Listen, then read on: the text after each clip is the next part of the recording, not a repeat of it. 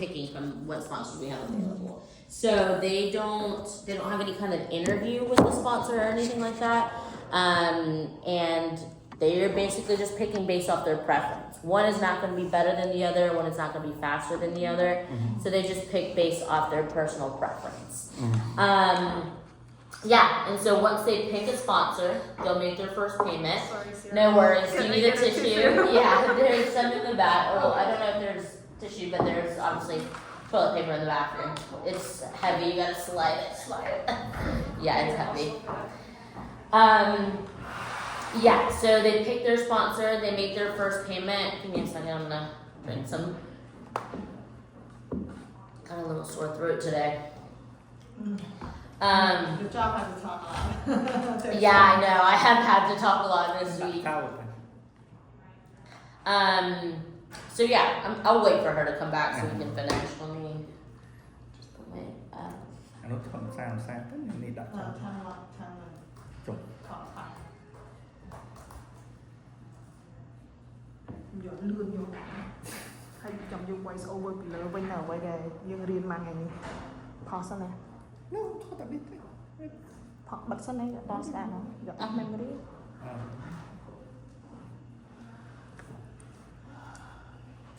So Sarah, you're the one that go one-on-one with the people whoever interested, or there are other people that I have my team. So I'm the manager, and then we have Quinn, who's our Vietnamese coordinator. We have Gavandro, who's our. They all speak to all people from all languages, but if they need that specific language, we have it. Quinn, Vietnamese. Gavandro, who is Brazilian, speaks Portuguese. We have Jose, who speaks Spanish. And then we have Tamzid, who's from Bangladesh, speaks Bengali. And so all of them are remote. So they're in Louisiana, Indiana, Ohio, and then Gavandro's in Brazil. But they are the ones that as soon as someone creates an account, they are assigned a coordinator. And immediately that coordinator will reach out and say, hi, my name is Quinn. I'm here to help you. What questions do you have? So they are immediately assigned a specific coordinator. So do you have any coordinator that speak Cambodia, Khmer? We don't, not right now. If you're looking for one, I'm interested. Are you? Are you interested? We are actually potentially hiring a new sales coordinator for 2026. Really trying to do it before 2026. Yeah. So yeah. Send me a link if you. Yeah, for Because sure. I have a lot of clients that they need help with the language. So I said, why not to become a promote? Because just a referral is just kind of like a side, but to become a real one. Is really Totally. interesting. Yeah, just send me your resume. I just submitted the requisition for HR to start recruiting, like a week ago or 2 weeks ago. So they have not started any kind of interviews. So just send it to me because I think the BDV solution more success with the European, more kind of like not more to Asian. No, actually, it's the opposite. We don't have a lot of European countries. Oh, really? Our top. What's your population? Our top is Bangladesh, Nepal. Vietnam, Brazil. So it's actually Bangladesh, Brazil, Nepal, Vietnam, Pakistan. Like we actually have a lot of Asian countries. Europe, we have almost like none. So it's Europe and South America, really. Nice. South America. Yeah, so Brazil, and then we have a lot from Colombia, Venezuela, but Europe is, I think like people just don't want to, I wouldn't want to leave Europe. Europe is better now. I would never want to leave Europe if I lived there. Okay, so in the job offerings page again, they select a sponsor, make their first payment, and we'll talk about payments in a second.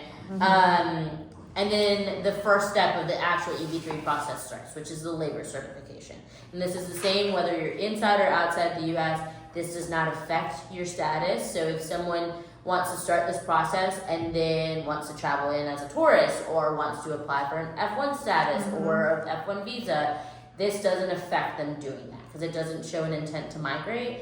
So if I wanted to start my process, get some time going, and then I know that in a year I have my B1, B2 interview, having started this is not going to affect me getting approved that tourist visa later on. Okay. Because it doesn't, it's filed with the Department of Labor, but it also doesn't show an intent to migrate, so it doesn't affect it. So, but the U.S. embassy could see that they tended to come to the U.S. by the. So what? Not even yet. Not even yet. Because it's filed with the Department of Labor, not USCIS. But legally, it also doesn't show an intent to migrate. Even if it is filed with USCIS, which I'll tell you about the I-140 because that one is filed with USCIS and legally still doesn't show an intent to migrate, but we'll get there. So the labor certification, again, is filed with the Department of Labor, and what it basically is the sponsor being checked, all that stuff that they did. That they did the recruitment correctly, that they actually tried to get people hired for 2 to 3 months, that they actually have the finances to do this process. So basically everything that we did with this sponsor before them being live, being open to the public, the Department of Labor now is checking all of that stuff again. And it's one of the larger chunks of the process. Right now it's taking about 13 to 16 months. So that first blue square is about 13 to 16 months. And they can get 3 decisions on that. Which one? That first one, labor certification, yeah. 13 to 15 months. 13 to 16. 16 is the longest we've seen in about a year. When they made a first payment. Made the first payment, that gets filed 13 to 16 months. Okay. Yeah. Gotcha. Yeah, so they can get 3 decisions on that. It can be approved, denied, or audited. So denials on a labor certification are quite rare to happen for us because we have 3 teams that are checking the labor certifications and the sponsor before it ever is filed. So we have Tom's team who's actually checking their business records, their tax records, all that stuff to make sure that they're even eligible. And then we have our global mobility team that's basically holding their hand while they're doing the posting online, the newspaper ads, like the recruitment, all that stuff, to make sure that they're doing it correctly and that they're filling in everything correctly.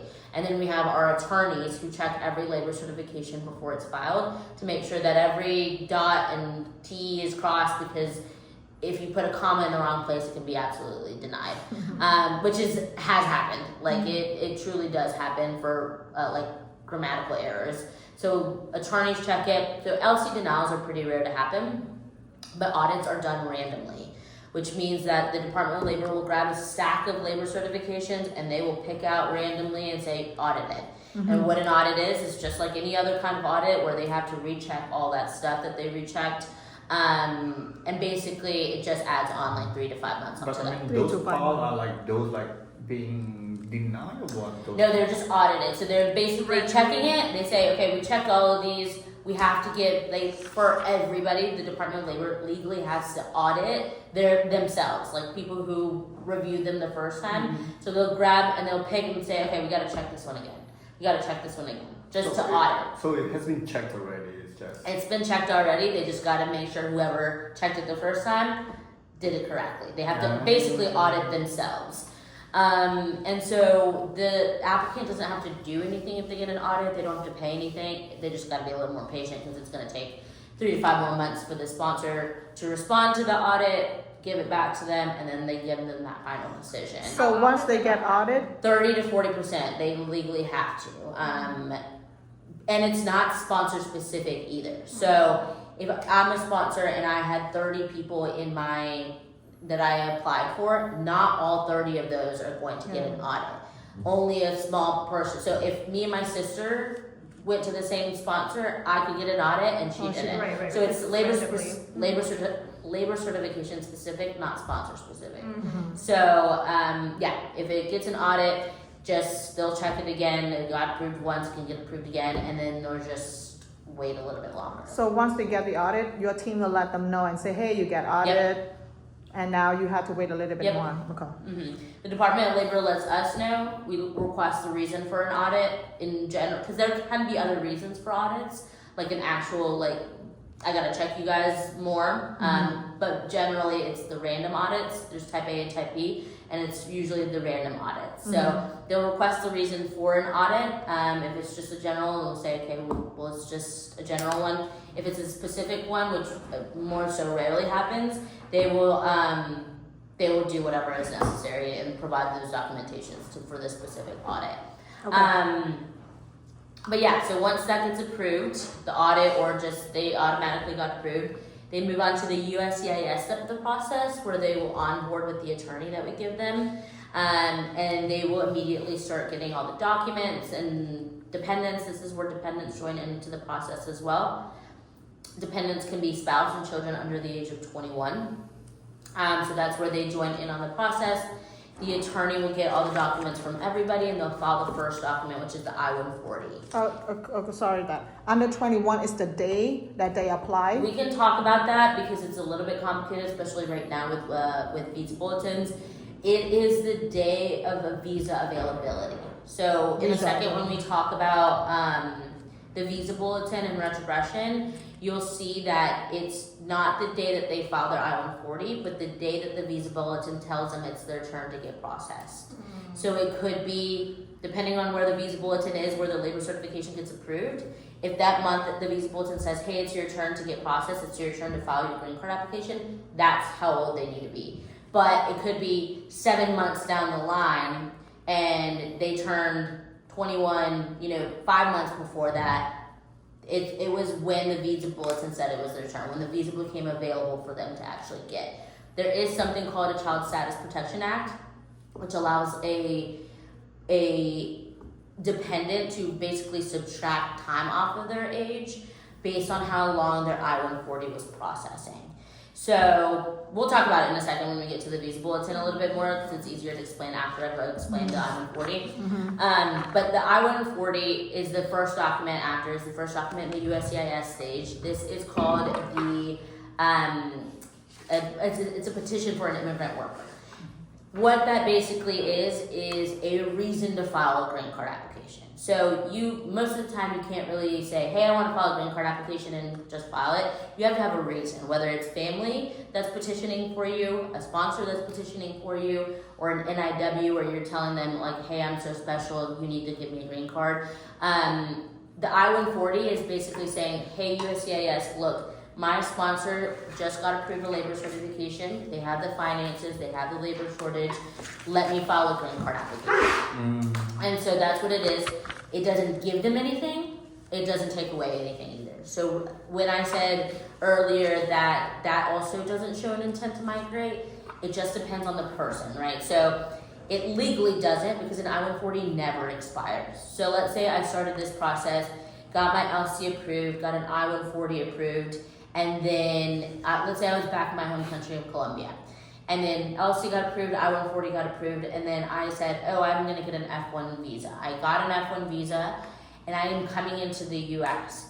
When I come into the US, they can see that I've filed an I-140, but again, legally, it never expires. So I could say, hey, I'm coming in and I'm gonna do an associate's degree for 2 years, and then I'm gonna go home, and then 5 years later, I'm gonna use my I-140. You're not gonna lie about it, but you just basically have to make sure that whatever visa you're entering with, you're showing that intent. Because again, legally, it doesn't show an intent to migrate. It's just based on your ability to actually prove what visa you're coming in on. So for me, I would be like, hey, this is the school I'm going to. Here's the program I'm doing. I'm doing an associate's degree. Here's my approved F1 visa. You just like when someone travels as a tourist, they have to be able to prove that they're only coming in to be a tourist. It's the same thing like that. We have Gilvandro, who's one of our coordinators in Brazil. His wife is in this program right now. And she has an approved LC and approved I-140, and they're waiting for the visa bulletin to say it's their turn to get processed. But he has a tourist visa, and he visits often. They love Disney World. They have kids. They come in very often, or they come in for like business and meetings at BDV. And so he has an approved I-140, and he has had an approved I-140 for a year now, and he comes in and out totally fine, because he's able to prove, hey, I'm going to Disney World for 2 weeks, and then I have a business meeting in Rainbow, blah, blah, blah. He's able to prove his own intent during that time. So that's just the important part for the I-140. Legally, again, it doesn't show that intent to migrate, but it's their own responsibility to be able to prove whatever visa they're going to apply for or actually using to come into the U.S. So for those two steps, LC and I-140 are the same for everybody. Now if we go to specifically counselor processing, so for people outside of the U.S., the next document they're filing is the DS-260, and that's their green card application. That is, DS-260 is a green card application for people outside of the U.S. So that gets filed. That, honestly, they can decide when they want to file that, because around that time is when we're looking at the visa bulletin. Do you guys know about the visa bulletin? Mm-hmm. Okay, so I'll kind of explain it because it's important, especially for processing times. So the visa bulletin is something that USCIS sends out every single month. And what it does is basically tells us when it's someone's turn to file a green card application or to get approved a green card application, right? To follow to approve. Yes. And so on the visa bulletin, there's what's called a priority date. That date tells us whoever started their process before that date, it's that month is their turn to file. Say that. Say that again. So I'll give you an example. Let's say I started my process today, September 4th of 2025. That's going to be my priority date. The day you file your labor certification is your priority date. So that's what I will compare to the visa bulletin when I get to the USCIS stage of my process. So let's say I started today. Just to make it easy, let's say my labor certification took 12 months. So in September of 2026, my labor certification gets approved. That month, I'm going to check the visa bulletin. Again, a visa bulletin comes out every single month. There'll be a September visa bulletin, October, November visa bulletin.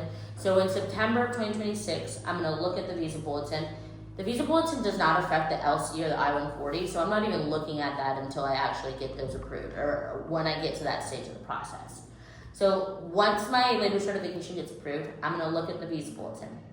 Let's say in September of 2026, a new visa bulletin came out, and the priority date on that visa bulletin, let's say it said January of 2025.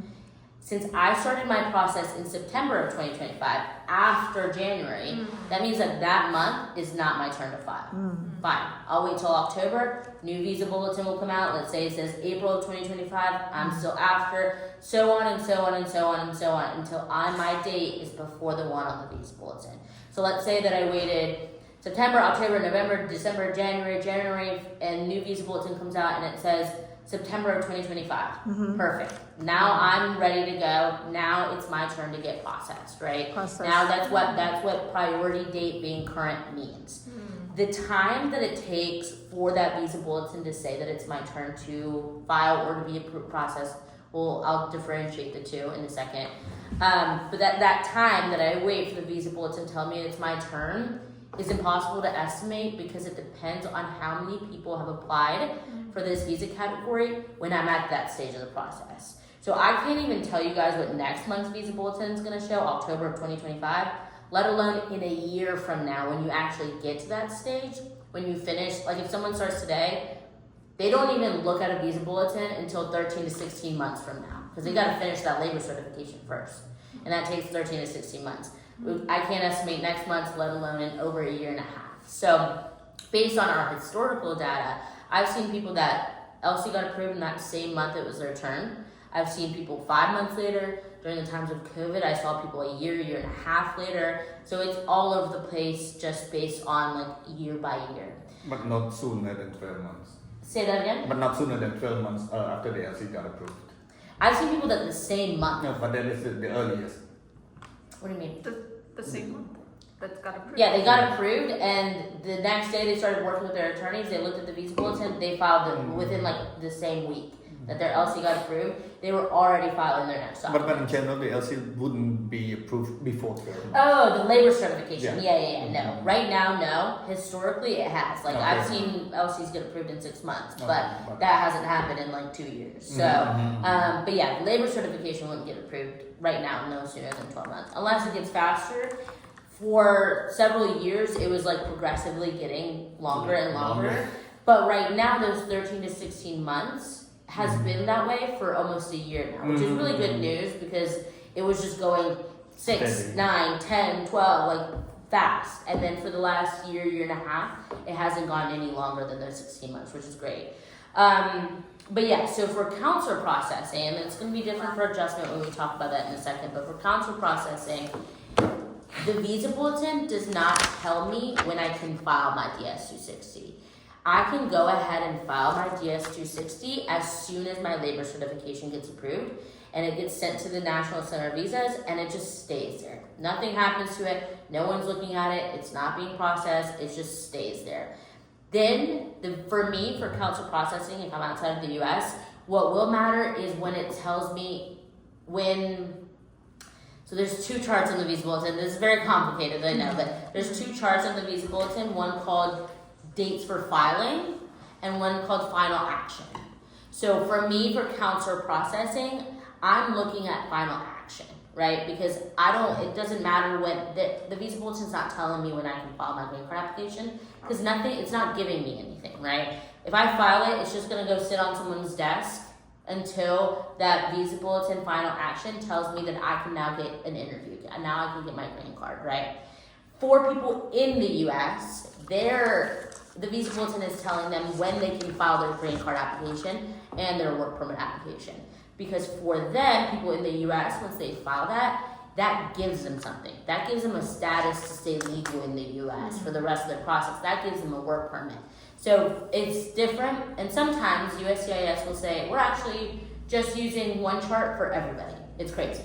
So it just depends month by month. They'll say, we're using chart A or chart B, or use where you are. So if I'm at LC approval, I'm looking at dates for filing. If I'm at the end of my process, I'm looking at final action.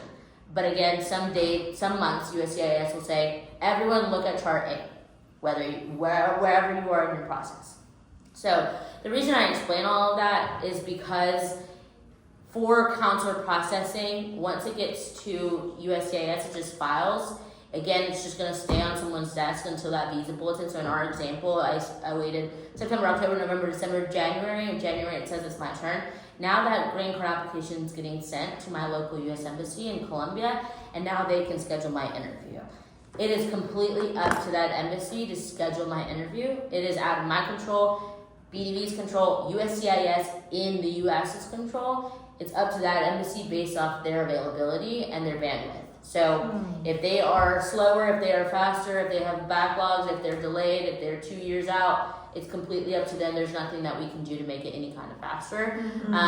Some are slower, some are faster. And every year it changes too. Like I've seen, I always use this example, but I used to tell people like 2-3 years ago now from Bangladesh, I was like, your embassy's taking forever. They've been closed down they closed down for 2 years because of COVID.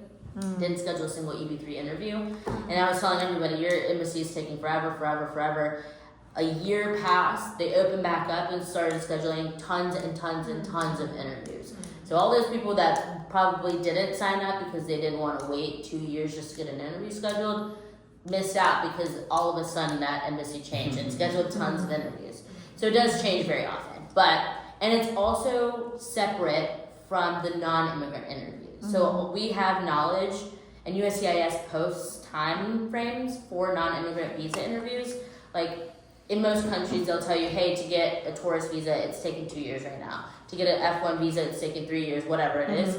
They post the time frames for non-immigrant visas. They do not post for green cards, and it's separate departments as well. So we know, we're like, okay, in Colombia, I know that to get a tourist visa, it's taking almost 3 years now. It could be completely different for a green card. It could be a couple months, it could be a year. It's completely different departments. And they don't publicly post those time frames for green Cambodia cards. is faster with the visa of the tourist and student. It's only take 3 months, less than 3 months. I know Colombia, my cousin and the worst part is that my cousin just went and waited 2 years to get her tourist visa, got denied. So she now has to wait another 2 years. Oh my god.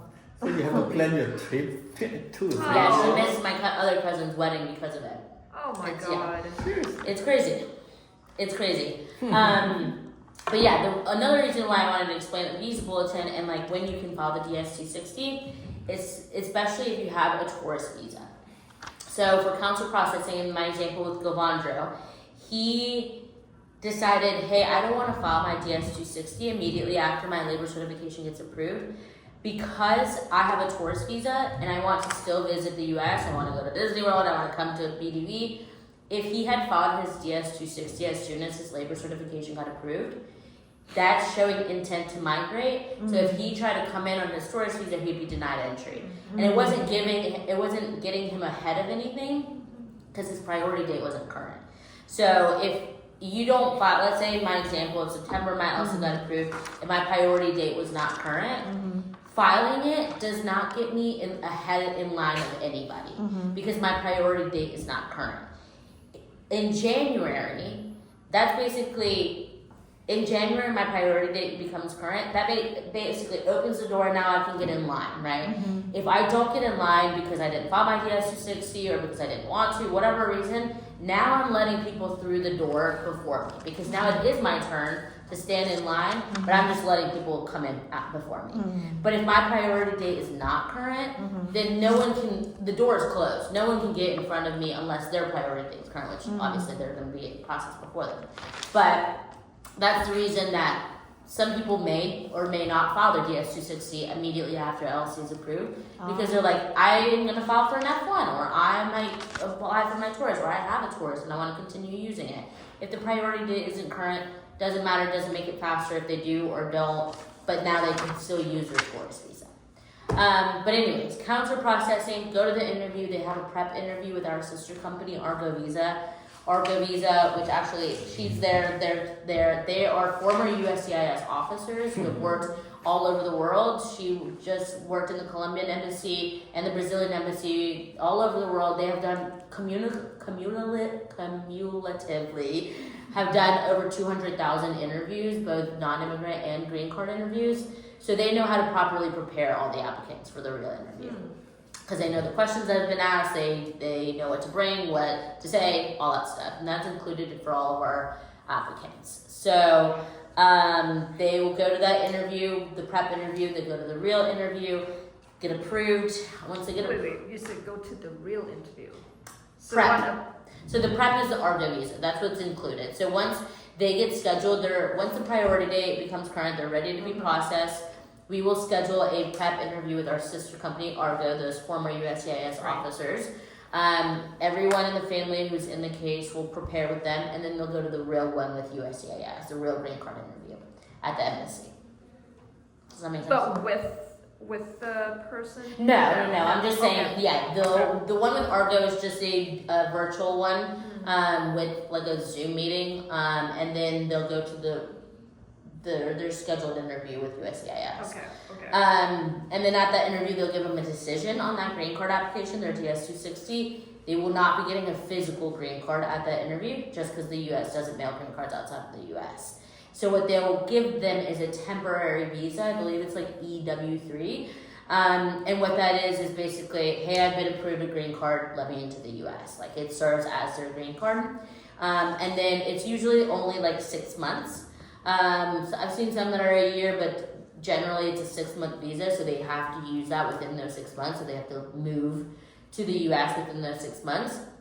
And then when they reach the U.S., Customs and Border Patrol will ask them the mailing address, and they will get their green card mailed to them. Usually it takes about 2 to 3 weeks to get their green card mailed.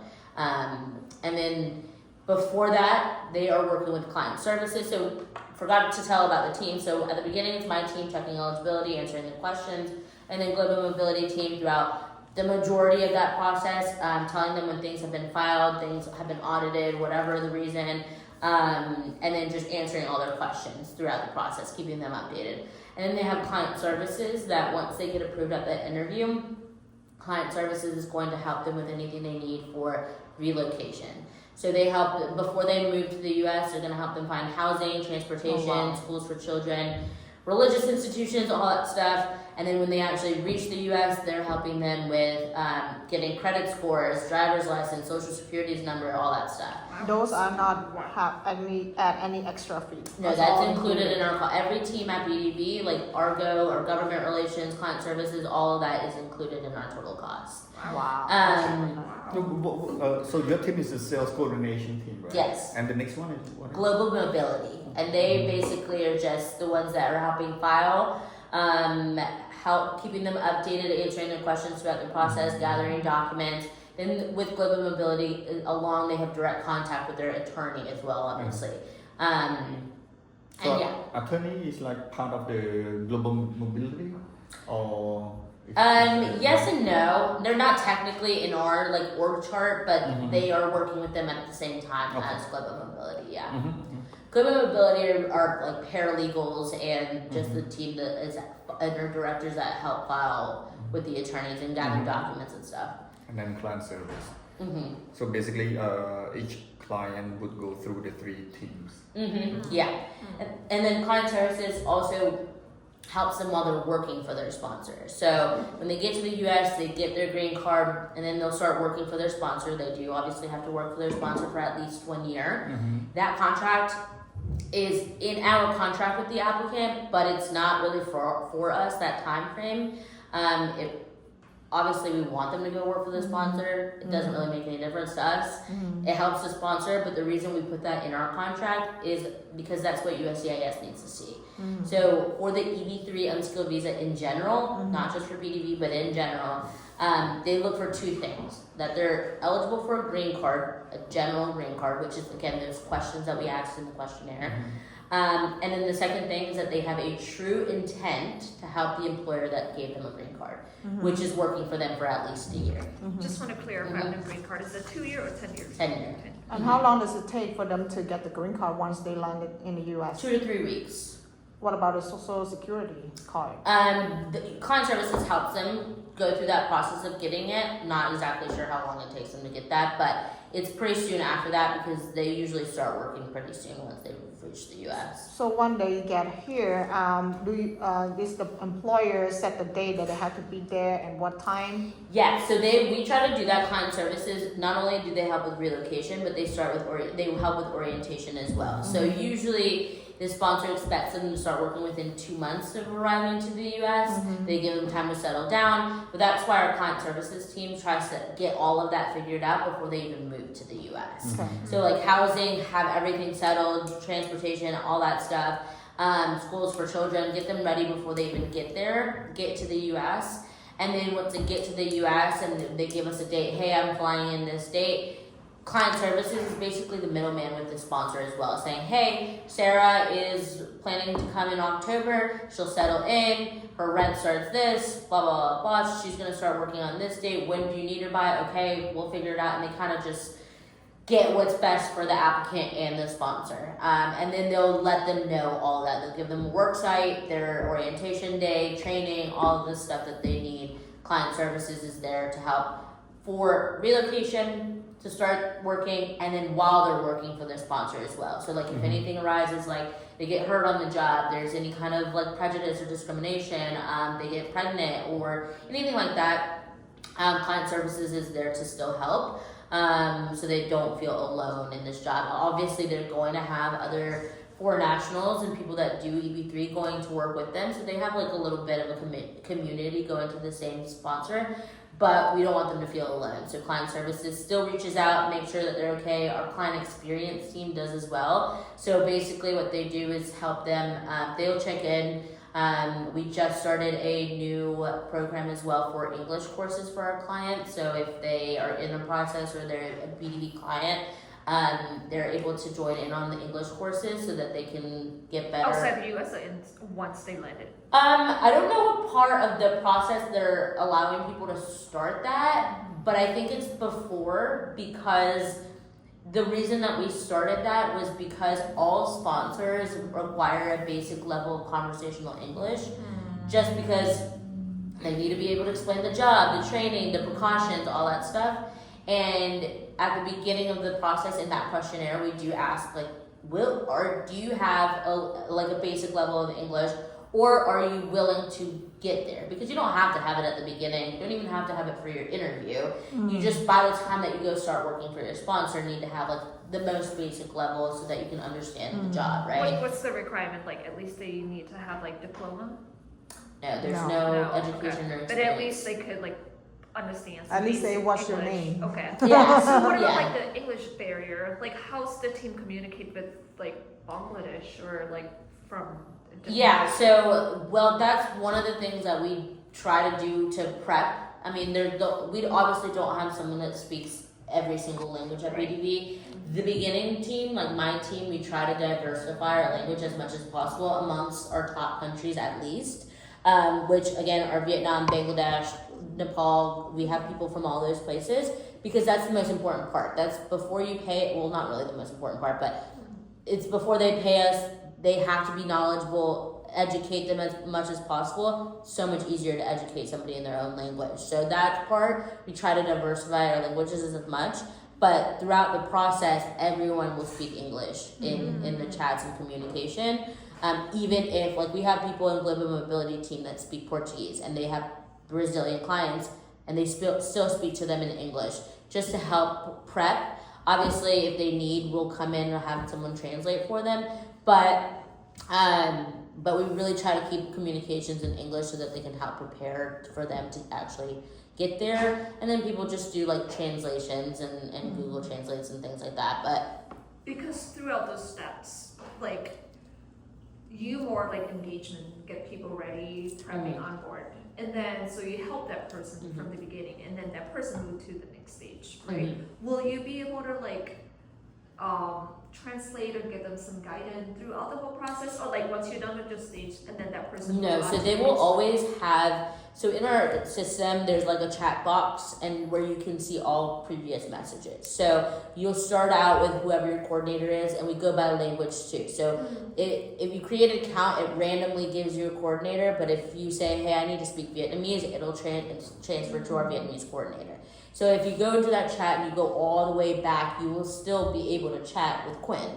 You'll be able to send her, hey Quinn, like Bettina just said something that I don't really understand. She's the one helping process my case of global mobility, but I don't really know what she's talking about. Can you help me? She's still going to be able to contact Quinn, but Quinn's not going to have full knowledge of what's happening in the case. So we usually try to do like a 3-way call or something like that. But yeah, once they like make that first payment and go to the labor certification filing, they do move on to the global mobility team, and they are the ones that are going to update them, answer all the questions and stuff. But if it's a language barrier and we have the language to help them, we're always going to do that. Even if it's another team, we have different languages in other teams that don't necessarily aren't fully educated in what we're educated in. I'm not educated in what they're educated in. But we'll still do the translating. I'm glad because like basically you still support the client throughout the whole process. Yeah. So no, it's not your like expertise, but you still support the Yeah. clients throughout. Yeah, no, for sure. Especially in our languages, we know that one, they get comfortable with us because we spend weeks with them, like answering their questions, and then we're like the first people that they know at BDV, and then they get comfortable, and then we're like, okay, now you're moving on to the next thing, and they're like, what? I don't know Bettina, and I'm like, you'll love Bettina, I promise. It'll be like, you just give it some time. But yeah, so they will always have contact. I always like still am in contact with a lot of clients that I spoke to like a couple years ago in Spanish. So they'll always be able to reach out to us. But yeah, so that basically is counter processing.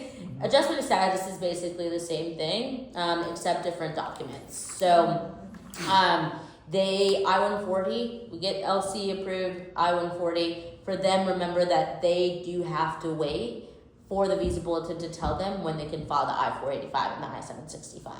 So in my example, September my LC got approved, October, November, December, January.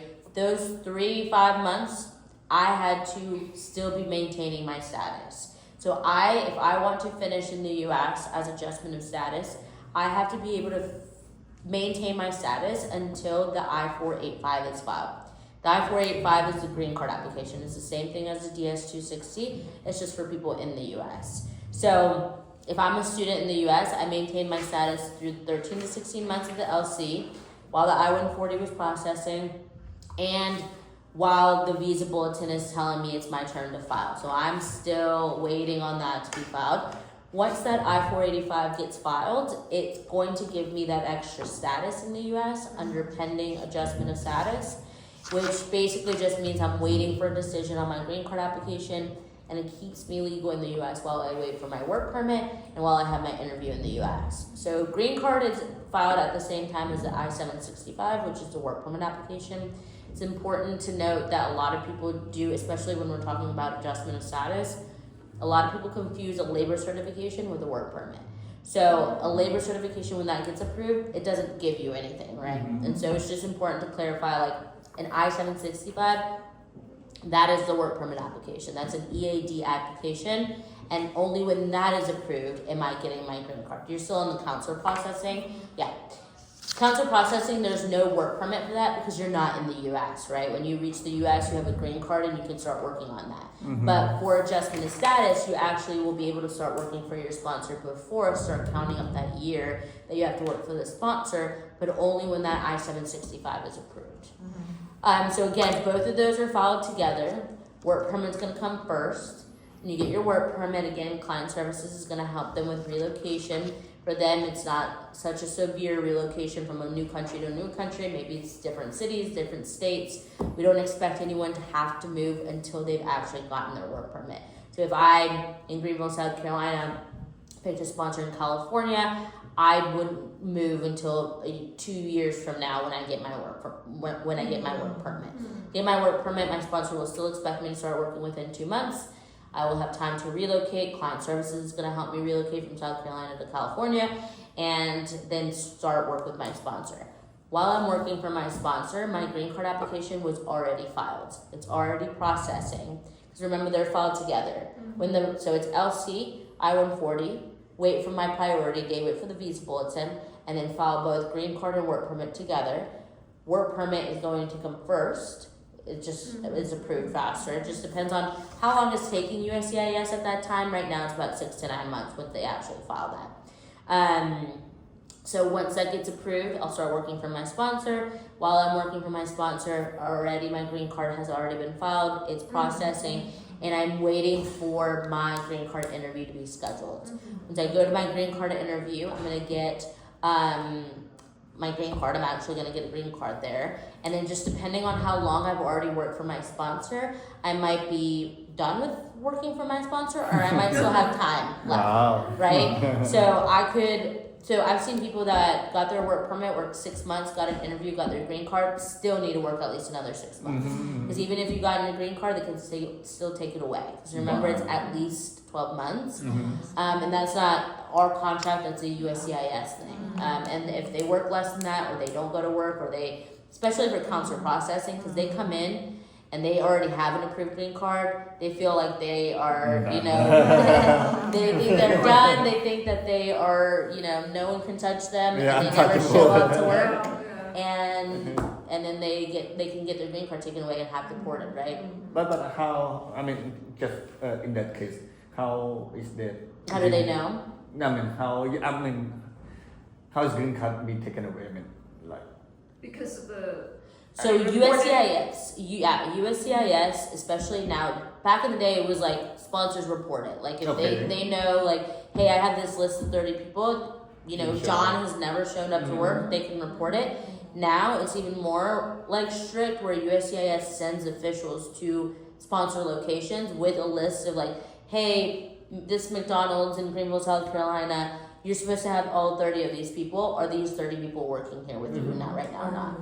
Yeah, and so if they're not, or if they say, yeah, but they quit 2 months ago, or they never actually showed up, they can immediately have them, like, their status revoked. They're going to keep their green card. They're going to be walking around not knowing that their green card's revoked. But then, it's so just like a useless green card. Yeah, it's like when they, like, for me, one year I got pulled over one year, and they told me my license was suspended. I was like, why is my license suspended? I never knew. So my license wasn't working because I didn't pay a parking ticket. So basically, so sponsors can report it. USCIS will find out about it. So it's super, super important not to waste all this time and money and then have your green card denied or revoked.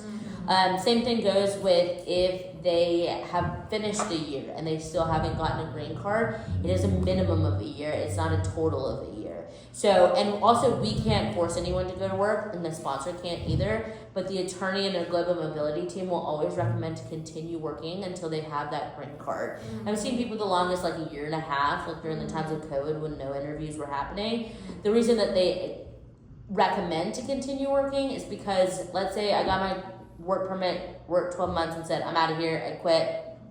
6 months later, I get my interview, and I go to that interview and I say, yes, I have a true intent to help the employer that gave me a green card, but I quit 6 months ago.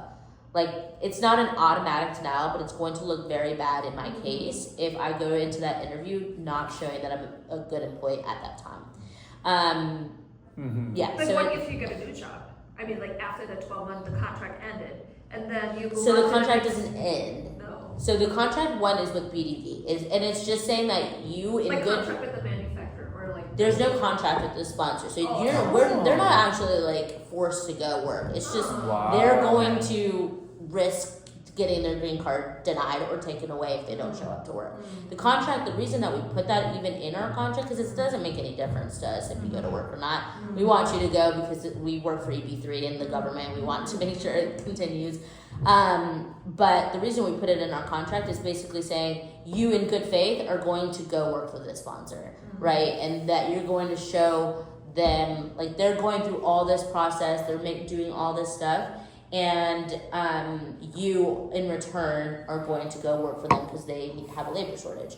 So, and it's not a total of a year, right? We always say at least a year because that is the minimum that they need to show that intent.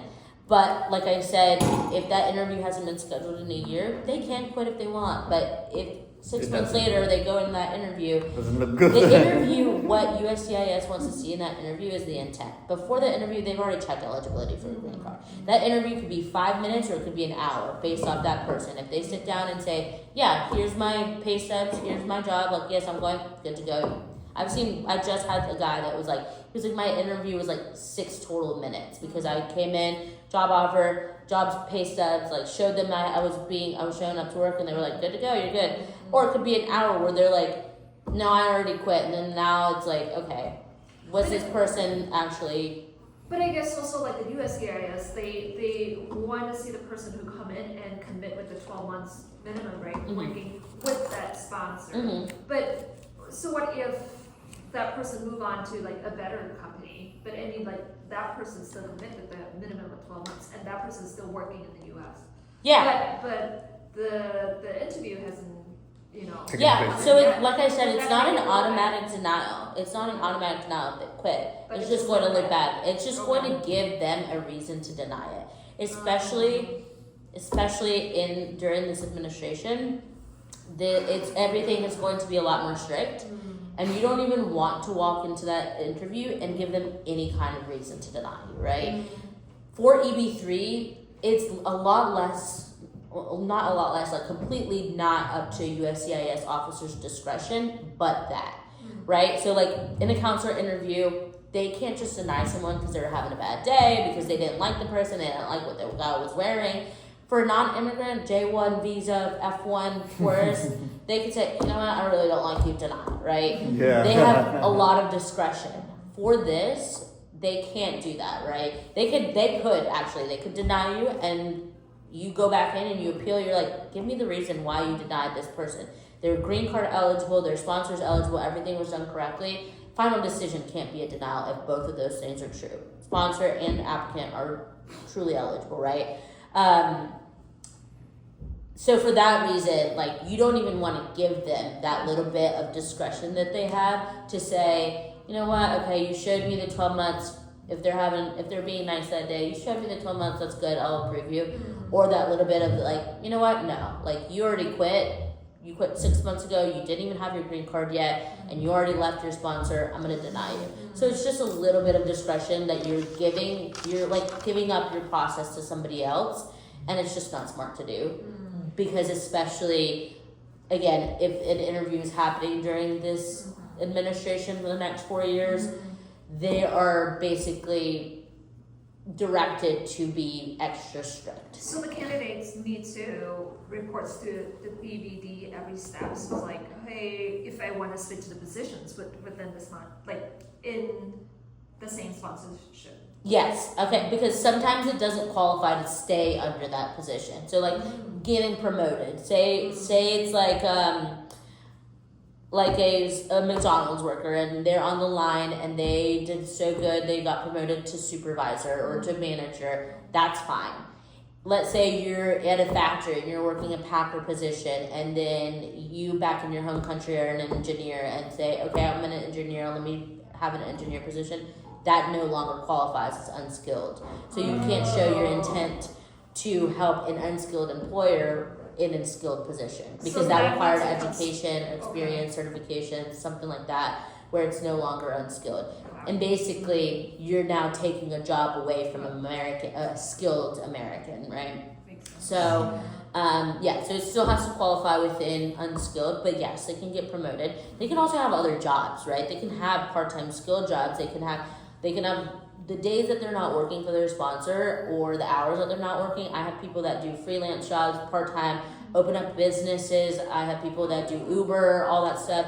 That's totally fine as long as their sponsor is their main priority and they're showing up to work, and not being a bad employee. Then it doesn't matter what they're doing on the side. That's good. That's good. Good to know. Yes. So yeah, 10-year green card after 5 years can apply for citizenship. It's just like any other green card, doesn't restrict them to unskilled labor or their sponsor. Same thing with the work permit, like I just said, doesn't restrict them to their sponsor or unskilled labor. We have a 99% success rate because of 2 reasons. The first reason being that we try so hard to check them before they even become a client. I have to reject people all day, every day, even for like a tiny red flag. If someone I had someone yesterday that was like, one of the questions was like unauthorized work, and they were like, yeah, I worked at a grocery store and a restaurant and this, and then they told us they were a student, and then my coordinators, the job is to review that application and then ask them further questions to ensure that they're eligible. Further questions like, hey, I think this is unauthorized work, how long did you do it?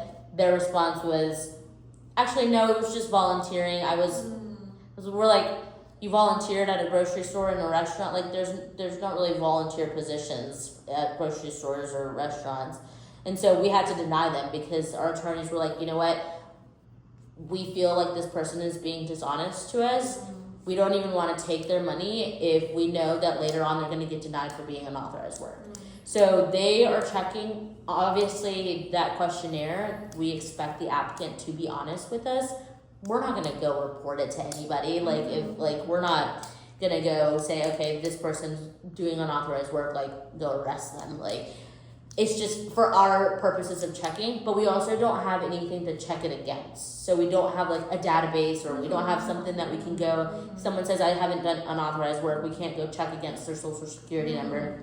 So we just expect them to be honest with us and stay eligible throughout the process. Because they could be honest with us in the questionnaire, and then midway through they kill somebody, or or they start working at a grocery store as a volunteer, and then they become ineligible, right? And so we expect their part of the job is obviously the whole case is be honest, stay eligible, make payments, and so just to make sure that they can get through this process successfully. And so that's one of the reasons.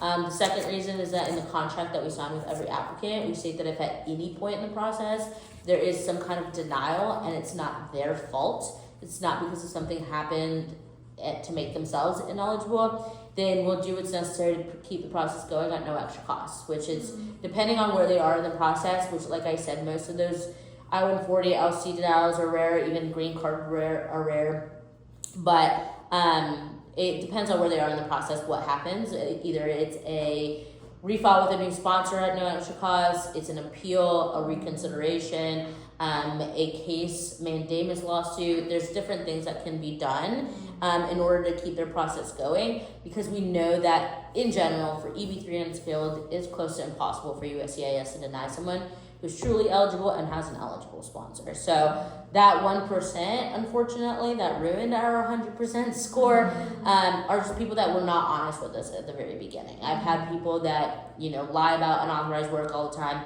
I've had someone who falsified documents stating that they were doing OPT for schooling when they were, working at some random job. And so during the time that they said that they were working for OPT, they were actually illegal in the US. So they think that they can take the risk and USCIS won't find out about it. USCIS will find out about it. And so it's just important for them to be very honest with us. And yeah, questions. I know that's been a lot of information. But those were the case with those who were in the US before. Yeah, most people for counselor processing, most people have no reason, unless it's the serious things like crimes and communicable diseases, mental health things. Most people counselor processing get through completely fine, because they've never even been in the US to experience the common reasons for denials, unauthorized work, illegal presence, things like that. Just want to clarify on the first step. So it's once the person how do I put this? Like the first step when you do the screening, I would use this like screening, asking all those questions. It's like the very first step to understand that person's background and can we move that case forward. So that it's a free consultation, right? And then once that everything green light, and then that we will move to the first stage of payment. Okay. So they do, onboarding again, videos, questionnaire, basic documents. So that's where we're checking eligibility from the very first step before they upload anything, before they do any kind of questionnaire. They have a chat box where they can reach out. Their coordinators want to reach out to them asking if they have any questions, if they want to schedule any calls. Then that happens, their application gets approved, they get to the job offerings page. That page, their application has been approved, and from there they can stay however long they need to on that page to know that they want to do EB-3, find a sponsor that they're interested in, or be ready to make that first payment. Once they find a sponsor that they're interested in, they'll pick the sponsor, sign the contract, and then the system will give them that spot reserved for them for 48 hours while they make their first payment. If they don't make the payment within those 48 hours, the only thing that happens is it sends them back to that job offerings page. So only when they're actually ready to make that first payment is when they'll actually click on a sponsor, sign the contract. So everything is online. They could just like create an account, Everything is online. Go into it, and then would be able to see all those sponsors. Yes, everything is online. And then you would give out like as much as possible, right? Not just like 1-2 states, like a few places. So it just depends month by month. So some months we'll have like, what's the average? well, it's completely different. It just depends on 6 to 9 months ago who was getting onboarded with Tom's team, and then 6 to 9 months after what we're opening, right? So we have kind of like, because we don't open it up again until they finish all those steps. Right. And so what we're opening up now is what sponsors Tom was onboarding 6 to 9 months ago when they first started that sponsor process. And so we don't open it up, and we don't have a good idea of when they'll be ready, because the Department of Labor has to send us a document back and say they're good to go. And the second we get that email, the same day we'll open it up to the public. So we've had 20-50 sponsors at one time with like 30 to 100 spots in each one, depends. Wait, 30. So when I say sponsors, I mean like actual companies, and within each company, there's like several spots. Right. Okay. So like, let's say this one McDonald's that's one sponsor. This one McDonald's may have 20 people that they're sponsoring. Like with different locations throughout. It depends on the sponsor. No, so they will know here, let me pull it up. They will know which sponsor they are, or which city and state they're going to. But some companies, it will be like, a good example. We have a sponsor called Table 301, and it's a company that owns, honestly, almost all these restaurants on this main street. And they have sponsored with us before, and they're doing again what we call a round 2. They sponsored back in 2019, and they want to do it again. They loved it so much. All those people have their green cards. They finished working with them. They want to do it again. So Table 301 is the sponsor, but they have 5-7 restaurants along this, all within Greenville, all within the same city, all within literally just this road.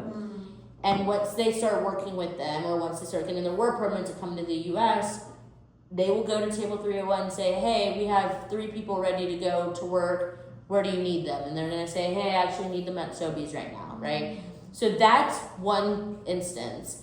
Then we have that are like a McDonald's, where it's a company that owns 5 different franchises within Greenville. Maybe one downtown, maybe on West End, maybe one on South End, but they're all still within the same city. So it's still Greenville County, it's Greenville City, and then same thing goes. And those are all McDonald's, right?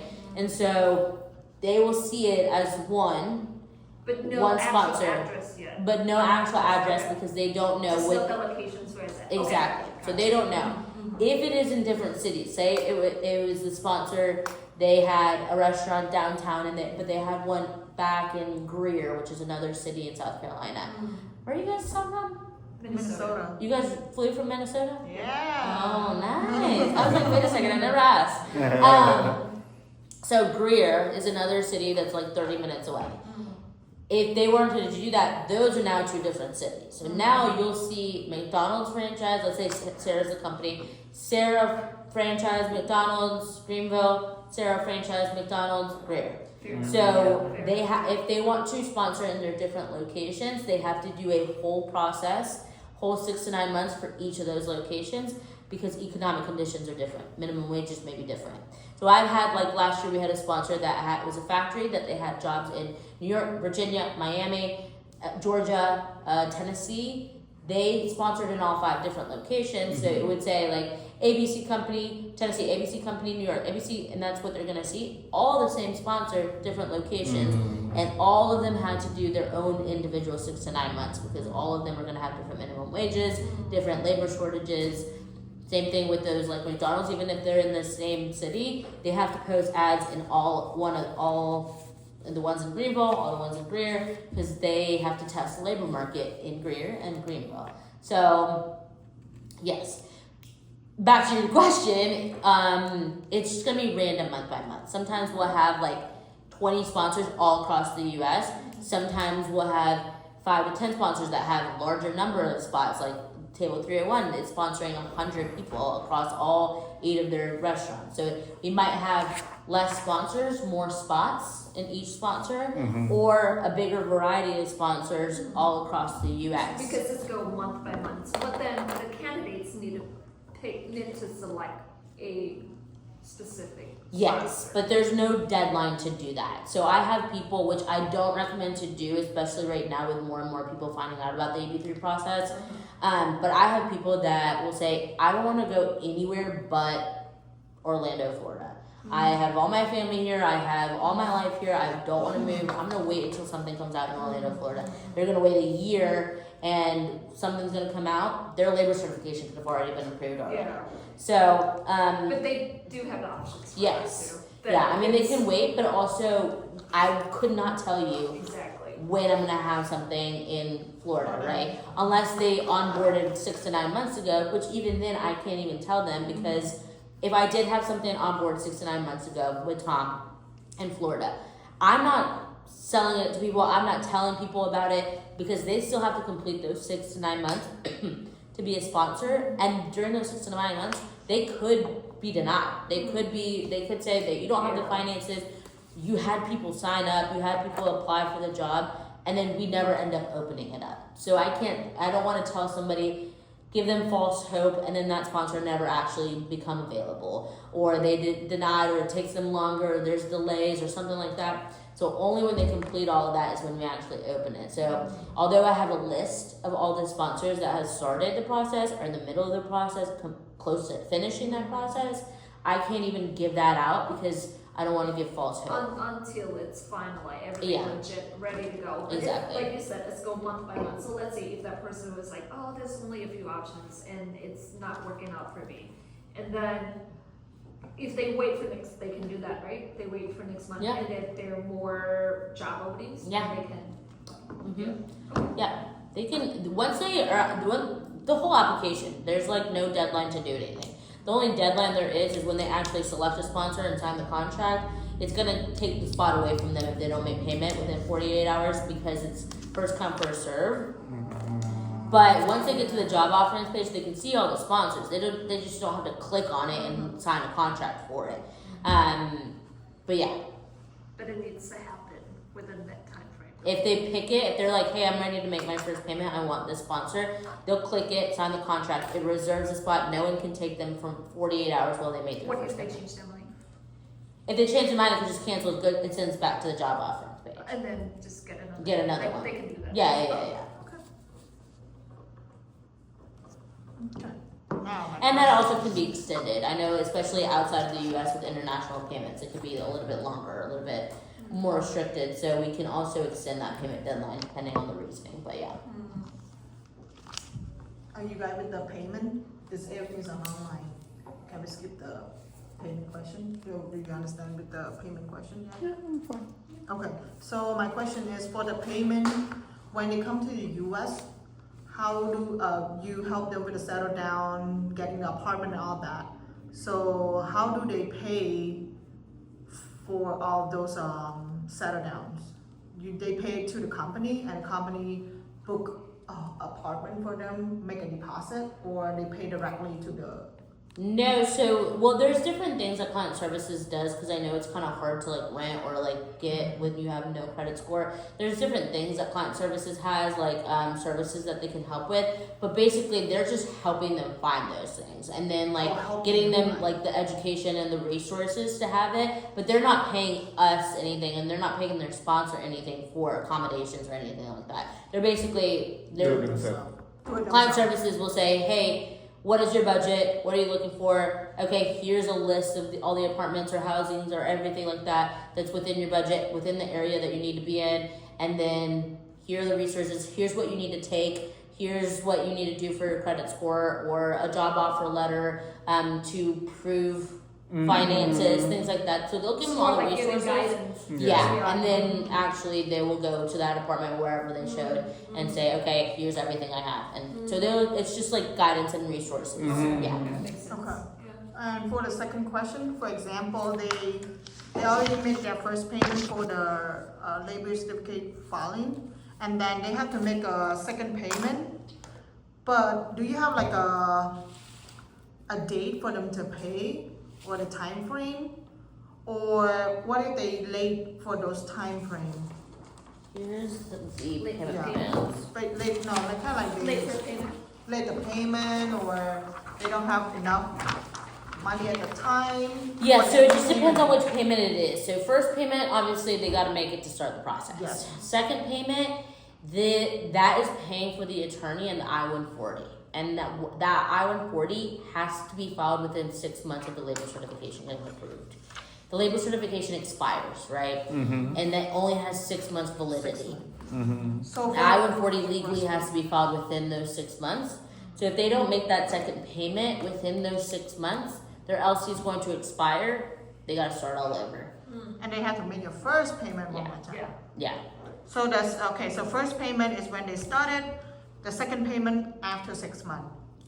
No. Within. Within. Within it. Yeah. So yeah, we try to say like around 4 to 5 months because we'll have people that say it's 2 days before an I-140 or their LC is about to expire, and then they make the payment, and then the attorney doesn't even have time to get all the documentation and the I-140 drafted and filed before it actually expires. So we try to say 4 to 5 months.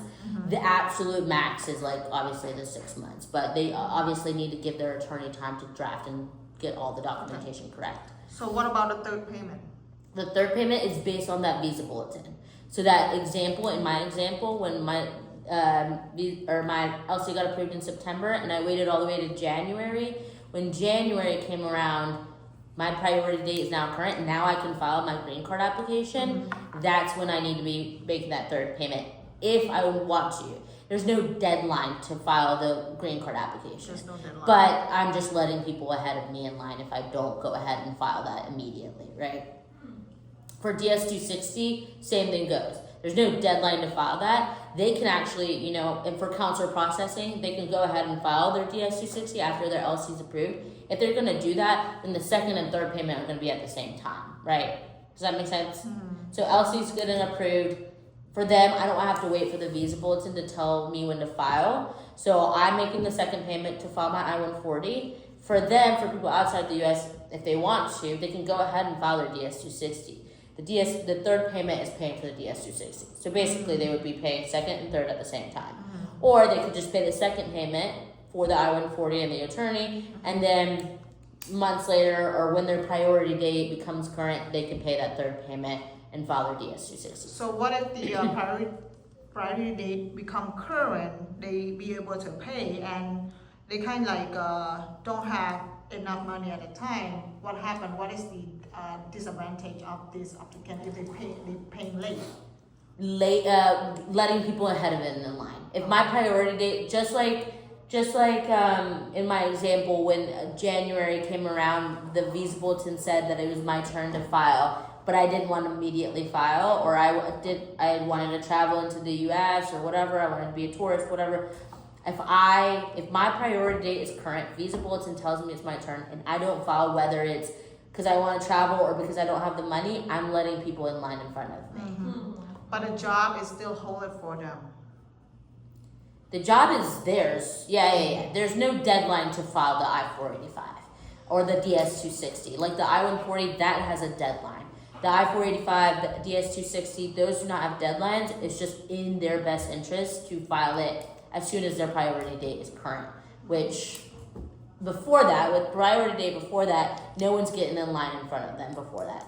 But once the priority date is current, that's when you just open the doors and you're letting people in while you stay on the sidewalk asking for money. So once they make their third payment, they won't be able to come here like as a tourist anymore because they are tempted to come to the US to work. Once they make the third payment, that does mean that they've filed their DS-260. So correct. That now is showing intent to migrate. Okay. Can you explain a little bit more about the pay-as-you-go plan? Yeah, so first payment's $4,500, and then 1 month later they would start those monthly installments of $445 for 33 months. That one's almost the same price, $10 more expensive. It's just basically flexible payment plans. There's no difference between payment plan A or pay-as-you-go. One is not treated better than the other. One is not going to be faster than the other. Everyone's the same. We don't even internally look at payment plans, so it's just whichever is better for them financially. It's gonna be an auto pay. Huh? It's gonna be an auto pay. Yes. They submit a debit or credit card and it comes out automatically each month. And for the dependent fee, each dependent pay $1,190. When do they pay that amount? At the first payment? Second payment. Yeah. So after LC approval, when they start working with the attorney, that's where the dependent will come into the process. So around that orange square. That's where the attorney will gather all the documents from the applicant and the dependent, and they will pay that fee directly to the attorney per dependent. And that will cover their costs for their I-140s. The full bill. Yeah, they don't have to pay anything else. The only thing that counselor processing will have to pay outside of these is when they actually reach the U.S., their green card fee to actually get their green card mailed to them, which is about like $200, I think. There's another express things that you have to pay. Premium processing for the I-140. How much is it? $2,805. We have removed that from our total costs, so it's not included for us.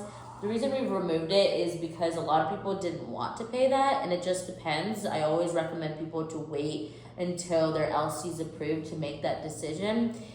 There's a couple reasons why they would want to or why they wouldn't want to. So let's use my example of September, my LC gets approved. Let's say that I decided to pay the $2,800, and I said, okay, I want premium processing for my I-140. That means that my I-140 is going to get back to me in 15 business days. 15. If I pay this $2,800. Let's say I paid it, right? And then priority date did not become current. September, October, November, January, let's keep going further. February, March. There's really no point for me to have paid $2,800 if my priority date is not current. Because the I-140 it's not going to get me in line any faster because my priority date is still not current. I still can't file my green card application. So if I paid for it to be 15 days, it's not making my process any faster. A regular processing time without the premium processing, $2,800 without paying that, is about 6 to 9 months. So and why would you pay for 15? Exactly. Yeah. Oh, Exactly. This is a waste of money, huh? But it's not sometimes. There's a couple reasons why it wouldn't be. So if in my example, September, let's say October, September my labor certification got approved. In October, my priority date became current. And let's say in September I decided I don't want to pay the $2,800. And so I paid regular processing. I filed my I-140 with regular processing and sent it in, and then 1 month later the visa bulletin said it was my turn. Now I'm waiting for my I-140 to get approved. Now I'm waiting 6 to 9 months for my I-140 to be approved, and I need that for my I-485. But again, we don't know, right? Because it's Exactly. That's why I recommend to wait until they're actually at that stage of the process. Because like when they sign up, it's gonna ask them if they want premium processing or not. I tell everyone to put no, because you can make the decision later on if you want it or not. The other reason that they might want, or they might want it, is because it locks in a priority date. So once their I-140 is approved, no matter what happens, that is their priority date. So in my example, September 4th. September 4th. Oh my goodness. September 4th. September 4th, 2025 is my priority date. So let's say a year later, September of 2026 comes around, LC gets approved, I file with premium processing. 2 weeks later, my I-140 gets approved. That September 4th, 2025 will be my priority date forever. Let's say, God forbid, something happens, rare to happen, but can happen. Sponsor says, I am bankrupt. I can't continue this process anymore. Okay, well now I have to start the process over again with a new sponsor because that sponsor dropped out. BDV is going to refile me with a new sponsor at no extra cost. I got to start all over with a new labor certification, 13 to 16 months. But when those new 13 to 16 months pass, I keep my priority date of September 4th, 2025. Instead of the new one, when I filed my new LC, would have been September of 2026. So I have a year on everyone who started the new process. Does that make sense? Yeah. So just in case, a lot of people do that, just in case something like that were to happen, because even if I technically waste 13 to 16 months of a new labor certification, my priority date is still going to be all the way back 1 year. So if my labor certification gets approved, I'm looking a year back instead of the new one. And the reason why you might not want premium processing is that CSPA, that Child Status Protection Act that I was talking to you guys about earlier, where you're able to subtract time off of your child's age based off how much time your I-140 processed. So if you processed your I-140 with premium processing, that means you have 15 days to subtract from your child's age. Versus, so let's do an example. If September of 2026, my LC gets approved, and let's say that my child is just turned 21 in August. I'm not sure if this math is going to be right, but we'll see. Let's say my child just turned 21 in August, and now it's September, and I'm like, crap, he's 21, he's not going to be able to join. If I do regular processing, and let's say regular processing took September, October, November, December, January, February, let's say it took 6 months. Well, this math is not going to work. Let's say that my child turned 21 in October. October. So let's say I did regular processing and it took September, October, November, December, January, February. 6 months. And in that time, my I-140 is approved, and the Visa Bulletin also told me that it's my turn to file my green card application. Now I can subtract those 6 months that my I-140 was processing from my child's age. So now my child is not 21. He is actually 20 and 11 months. Yeah. Does that make sense? So my child turned 21 in October. 21 on October, okay. So by February, they are 21 and November, December, January, February, and 4 months. Okay. If my I-140 processed for 6 months, oh my God, 6 months, I can subtract 6 months from his 21 and 4 months, which would be, did I do that right? 20 and 10 months. That's Yeah, 10 months. Okay. So now he's under 21. So I get to subtract if my I-140 pended for 9 months, I get to subtract 9 from 21. Or even if they're 22, subtract, hopefully it's more than a year for if they're 22, but yeah. If I do premium processing, I can only subtract 15 days. My hope is that my child just turned 21 2 weeks ago, if that's the case, right? But if my I-140 pended longer, and it didn't really matter to me because I know the Visa Bulletin is going to take longer to get approved or to tell me it's my turn, then I might as well just do regular because I'm not paying for it and I have a chance for my child to be added to this process. And so my last question is, for the upload the document for the client, when do they have to prepare all the document, translation, all that? Which process that they have to do? There's all different that? documents for different processes. So most of it is when they need the I-140. And then there's some for the I-485 or the DS-260 as well. So let me, So basically the second payment. yeah. So the ones that they need for their I-140 is a copy of their passport. Here, let me just send this to you guys. I'll send it to you in an email.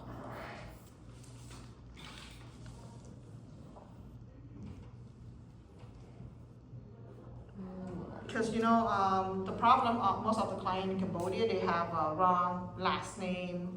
It's not completely matching. We've So- had a lot of issues, or not issues, but those cases from people And in those Col- take Col- a tons of times to.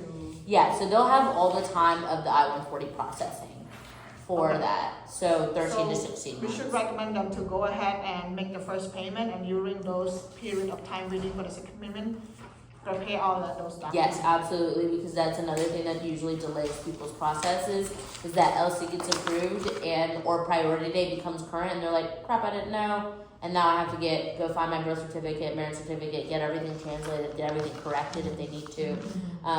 So yeah, we usually try to send them the list of things that they'll need later on, like right as they start the process. So it's like, again, birth certificate, marriage certificate, if they've ever come into the US, I-94s, if they did a change of status, 797 approval notices, things like that. Okay, so you're gonna send me that? Yes, I'll send it right now. Would you mind to add him? No, can you his CC to email? me too? Yeah, what's your email? Green Firefly 26 at gmail.com. Okay. Thank you. Mm-hmm. And I have another question. For example, the client is filed as a single case, and during the process, he already make a second payment, and all of a sudden he get married and have another kid. What about those dependent? They can be added. It's preferred that they are added at the same time as the applicants filing their green card and work permit applications, and I have I-140s, but they can be added later on. Okay. And the payment is still remain the same? Yes. 1,190. Mm-hmm. Wow. No, when you have a baby, just say, hang on, baby. Wait until I come to the US. Well, we don't know. Nowadays, we don't know if being Yeah. born in the U.S. is going to benefit. Oh, what about us or not. the interview fee? Interview with the USCIS? It's included. It's The only thing that's not included for anybody, for a main applicant, is that green card fee. So when they come to the U.S., they'll have to pay like $200 to get their green card mailed to them. Only the green card fee, but nothing else. Nothing else. Wow. Good Monday. Impressed. Okay, you. So for the payment, who manages the payment? Is it a third party thing? What do you mean? Because I'm just wondering, like, if it's an auto pay and How do they set up that account? That's what you're trying to say? yeah, Like if so they outside the country, yeah, they're outside the country, so they are. how do they set up the payment? So everything's in their B2B portal. So Mhm. for auto pay, they'll submit it into their account. And then for the first payments or second payments, it's debit, credit card, wire transfer. Again, all done through the Wire through- transfer. Yeah. Okay. No. My question is, so it can be just because the normal auto pay with the checking account would require the routing number and account number. All that stuff is in the payment page that they'll No, provide I'm with. asking that it's a lot easier for people in America, but people like from Cambodia, they don't have a checking account. They do have a debit card, so the debit card would work too. Yeah. They can input the card. So It's for what if both that's why I'm asking who manage the who manage the financing things, because what if at the end of the payment, not at the end of every, like September 4th is the time that the auto pay is like subtracted from their bank account, from their debit card. what if they don't have enough money? So the payment will reject, Uh-huh. and they will incur late fees, and then for the next step, like if this is happening, like after the LC's already filed, when LC gets approved and it's time to onboard with the attorney, they'll have late fees, and then we can't do anything for the next step until they've caught up with payments. So if they miss like a couple months when It's LC like gets incur, approved, they have to get caught up on what they owe, late fees, and then again, if they don't get caught up in that time, their LC could expire and their I-140.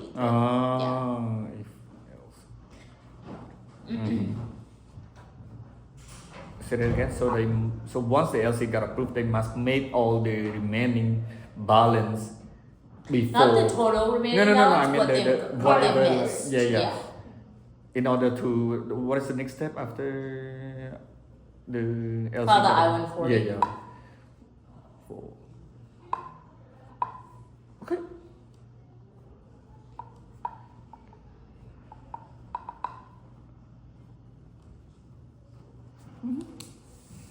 You know, those small little things, it looks small, but Yeah. sometimes people like. This could be a headache. Yeah, for sure, especially internationally. Mhm. Yeah.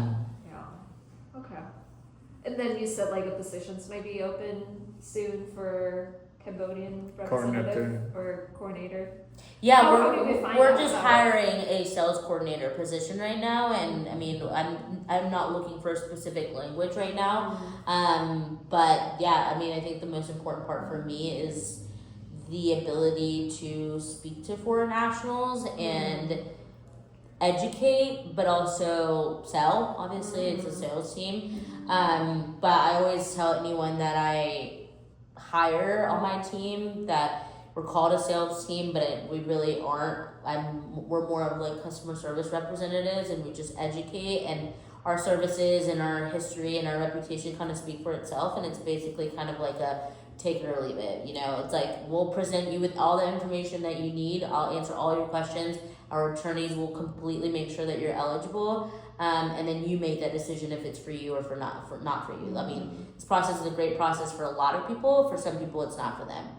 So it just depends. But yeah, that's what I kind of look for right now. I'm not looking for a specific language, but having another language on a team that's separate from what we already have is great. Good to know, because like the way you explain step by step, because I have a social work background, so it's like we connecting that family or individual with those resources. So we do all the work behind the curtain, like searching for those places and stuff like that. So it's like, but this is with a different platform, but it's like the same kind of setting, but at the same time, I like how your platform is and help. Yeah, totally. And I mean, I would say 95% of people that work at PDV are immigrants themselves. I would say a good portion of them are actual PDV clients who finished their process, have already gone through it, finished working with their sponsor, and then came to work here. I think we have over 10 people that are just in this office right now that have finished their process and worked with their sponsors, and now they're helping other people, which is obviously great because they know the process, they've gone through it themselves. So Especially most of them are female working here. yeah, we've always, ever since I started working, our BDV is Britt Davis Bergnall. She's our co-founder. She's a woman. Our CEOs have been women. Most people that work here are women. She's from Greenville? Girl power. Yes. Oh, okay. That's why I was wondering why Greenville, because probably the founders from Greenville. She started it here. Her and Chris Richardson, who's our president now and our general counsel, he just literally walked by. But her husband, her daughter Davis, who was over here just earlier, she tells stories about how Davis used to fill out labor certifications when she was 15 years old, just on the kitchen table as her homework. So yeah, and then it grew a lot. So what if I were to ask you, what would be the top 3 key point that you're looking for the candidates for that position? for the sales coordinator position, just ability to speak to people, just very personable. Because I can train somebody on all this stuff and you can memorize things all day, every day. but being able to put it in your own words and relate to somebody and make those conversations custom to somebody. Like, I will talk to somebody and they'll tell me one little thing and I can pick up on it and say, okay. And then 30 minutes later, the call is like, oh yeah, you told me about your daughter who's about to graduate high school, like all this stuff. Just to be able to make conversations personable instead of being like, LC is this, I-485 is this, green card is this, you'll get it, what other questions you have. Like, just making sure that you empathize, because these people can find all this information online. They can chat GPT it in 2 seconds, but they're looking for a connection and they're looking to build some kind of rapport with somebody, and that's who we need to be for people. So someone who's personable, someone who has a sales mentality but not too salesy. I don't like a sales environment where people are like, dog eat dog, he's mine, that's mine, I want to talk to him. Like, I don't put up with that. Like, people have been fired for that because I just don't think that. Thanks for that transparency. Is like, I just don't. I just personally, there is a time and a place for a sales team to be salesman driven, but this is like very expensive process, and it's just like the people come first, and I just don't think that there's room for my team to have any, like, I would rather them spend their time in talking to people and educating them than worrying about like, oh, he's taking my leads or he's taking my lead. I'm like, don't even. Love that. So sales driven but not like crazy sales, and then just empathy. Because we get to a point where we're talking to a lot of people a day and just calling people, and they're frustrated and they have walls built up and they want to come and we'll jump on conversations where they're ready to attack us. We've never met this person before. We've never done anything wrong to them before, but they are just like ready to expose us as scammers. And so then we can get frustrated, and then they can try and talk to us. But then we got to remember that they're looking to find the right path for them. They're about to spend their entire life savings on something, and we just have to like empathize and realize that there's a person on the other side of the screen and a family that is looking for the right path, and they're just doing their own like due diligence. And Very good. Cool. I like that. I mean, I went through my own green card process, and I saw my parents like how it completely consumed them. We all like immigrants, so we've been through one way or the other, like similar process in a way. So what other questions? I'm good for now. Yeah. If we have anything coming up, we'll that would be your direct email that when you CC or your business card. But it is the one that I'm on there. That's directly me. Cái process nàyตอนnày dùng referral không? So referral. I forgot about that. That's short and easy. That basically you just let us know. There's an intake form that you'll have to. Well, we've completed it, right? Who's your T? And then who's? Hiram is my husband. Okay. Got it. So I'm kind of like behind him, Got it. Okay. So we'll take an intake form, W-9, and then basically we'll go through it. The most important part for us is like transparency amongst everyone. We don't want to get to a point where our clients we don't have access to our clients, or our clients don't have access to us, especially our attorneys. So that's the most important part, where we expect the applicant to do their own account. You're more than welcome to help them if they allow you to, help them create the account, all that stuff. They have to be the ones answering the questions, signing the contract. The information, the contact information should be theirs, like their email, their phone number, all that stuff, because it's important that later on when we get to the USCIS filing stage, especially, that we have direct contact with them. Because historically, we worked with agents, we worked with programs like this, and it came to a point where applicants didn't even know BDV was processing their cases. We couldn't get a hold of the applicants. They were getting things denied because we weren't filing them on time, because we didn't get a hold of the applicants. So it's just super important that you're transparent with us, we're transparent with you, and we're all transparent with the applicant, and that they have their direct contacts. And that everything that we say is also what is. I have a ringing in my ear right now. It's like everything that we say and everything, like our eligibility and our services, all that stuff, is also translated correctly to applicants, especially that if you guys are speaking to them in your native language, that we're not providing misinformation, that you're not providing anything differently than what we're providing.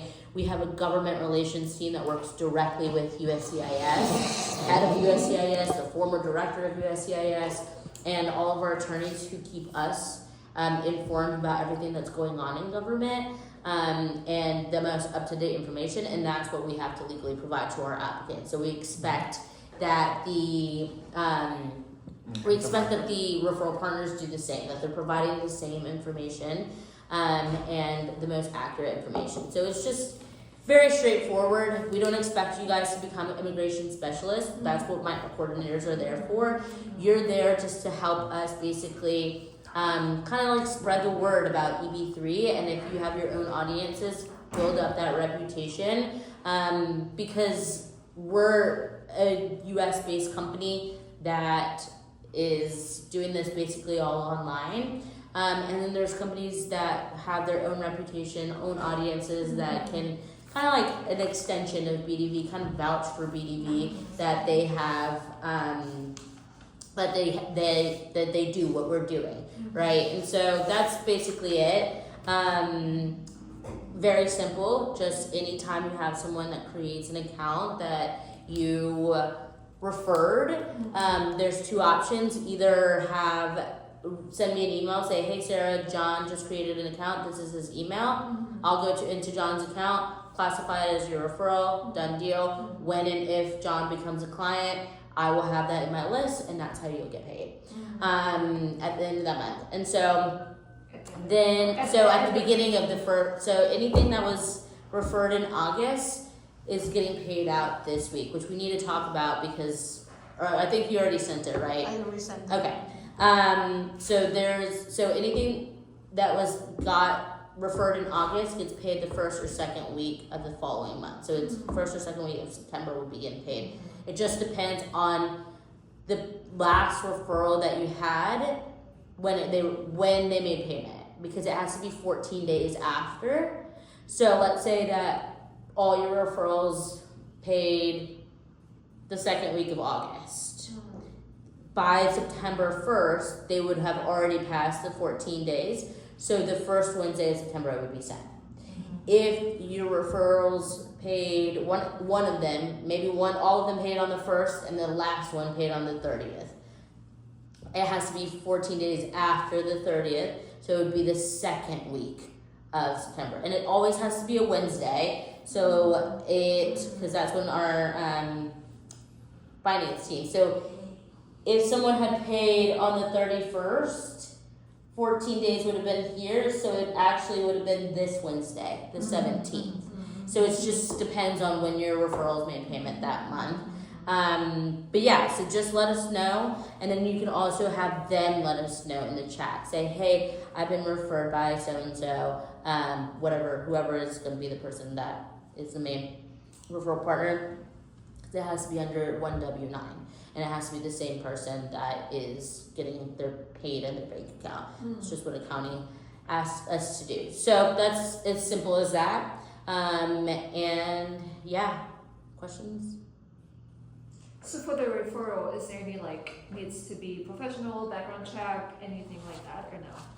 No, because they're still going through our own onboarding, right? So we have referral partners that just basically say, hey, EB-3 exists. BDV is our top contender in the industry. They do this. I know people who've gotten the green cards to them. Go talk to them, and then we do the rest. I would have referral partners that sit down and ask them questions, do all this stuff, and then they still come to us, and then they're still having to go through the onboarding questionnaire. We check eligibility, and then some of them help them for several parts of their process.